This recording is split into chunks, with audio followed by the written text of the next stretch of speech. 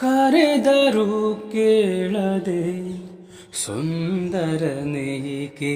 ನನ್ನಲ್ಲಿ ಈ ಮೌನ ಕರೆದರೂ ಕೇಳದೆ ಈ ನನ್ನ ಅಂದ ಚಂದ ನೀ ಕಾಣಲೆಂದೇ ಈ ನನ್ನ ಗಾನ ಧ್ಯಾನ ನಿನ್ನ ಸೇವೆಗೆಂದೇ ಹೂವಾಗಿ ಬಂದು ನಿನ್ನ ಪಾದ ಸೇರಿ ನಿಂತಾಗ